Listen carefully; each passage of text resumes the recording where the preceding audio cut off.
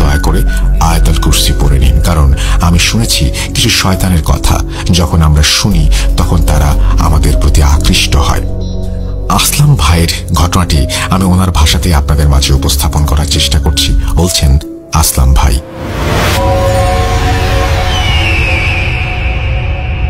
আসসালামু আলাইকুম, আমি আসলাম, পেশায় আমি একজন উবার ড্রাইভার। আজ আমি আপনাদের নিকট যে ঘটনাটি শেয়ার করব সেটা প্রায় 6 বছর আগে আমার জীবনে ঘটে যাওয়া একটি ঘটনা। সালটা হবে 2019। আমি সদ্য গ্র্যাজুয়েশন শেষ করার পর বেকার বেশে বাসাতেই বসেছিলাম। বেকারত্বের এই সময়ে আমাকে আমার চাকরিজীবী বন্ধু বান্ধব এবং আমার মা বাবার কাছ থেকেও অনেক কথা শুনতে হয়েছে। এত ধিক্কারজনক কথাবার্তাও শুনেছি। ভাবলাম যে এভাবে বসে না থেকে বরং কিছু একটা করা যাক, কিছু টাকা কামাতে পারি, আমার শরীর থেকে বেকারত্বের এই ট্যাগটাও যেন চলে যায়। আমার বাবা একজন বেসরকারি চাকরিজীবী ছিলেন। একটি স্বনামধন্য কোম্পানিতে উনি সিনিয়র ম্যানেজার পোস্টে দায়িত্বরত ছিলেন। খুব বেশি টাকা পয়সা না থাকলেও কম ছিল বলবো না। আমি খুব কষ্ট করে আব্বুর কাছ থেকে একটি সেকেন্ড হ্যান্ড গাড়ি কেনার জন্য অনুমতি নিলাম এবং এও বললাম যে গাড়ি কেনার জন্য উনি আমাকে যত টাকাই দেন না কেন আমি সেটা পরিশোধ করব। আমার আব্বু বুঝতে পারলেন যে ছেলে আসলে এবার কিছু করতে চাইছে। আমার কথা আর আবদার শুনে টাকা ফেরত দেওয়ার কন্ডিশনে উনি আমাকে গাড়ি কেনার টাকা দিয়ে দিলেন। আমি মনে মনে বললাম আলহামদুলিল্লাহ।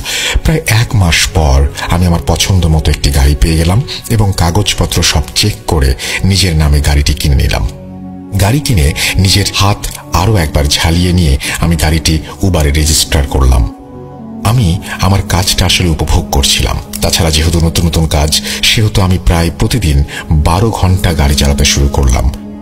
তখন প্রায় 1 মাস হবে আমি উবারের আন্ডারে গাড়ি চালাচ্ছি। সব ঠিকঠাক ছিল, টাকাও কামাচ্ছিলাম, বেকার নই। সব মিলিয়ে বেশ ভালোই যাচ্ছিল দিন। যদিও আমার বন্ধুরা আমাকে অনেক বোঝানোর চেষ্টা করেছে যে রাতে গাড়ি চালানো ঠিক নয়, কিন্তু আমি তাদের কোনো কথাই শুনিনি, কারণ আমার রুটিনই ছিল দুপুর 12টায় ঘুম থেকে ওঠা, যার জন্য আমার মা প্রায় সময় আমাকে নবাবের বাচ্চা বলে গালাগাল করতেন। আমি ঘুম থেকে উঠে ফ্রেশ হয়ে দুপুরের খাবার খেয়ে বের হতে হতে বিকেল 4টা বেজে যেত। তারপর আমি বিকাল থেকে রাতে কাজ করে প্রায় ভোর 4টায় বাড়ি ফিরতাম। কিন্তু সপ্তাহের শেষের দিকে, বিশেষ করে শুক্রবার ও শনিবার রাতে আমার রুটিন একটু বদলে যেত, কারণ এই 2 দিন রাত 12টার দিকেই আমি সাইন আউট করে ফেলতাম। সেদিন ছিল শনিবার, যেই রাত আমার জীবন বদলে দিয়েছিল এক নিমেষেই।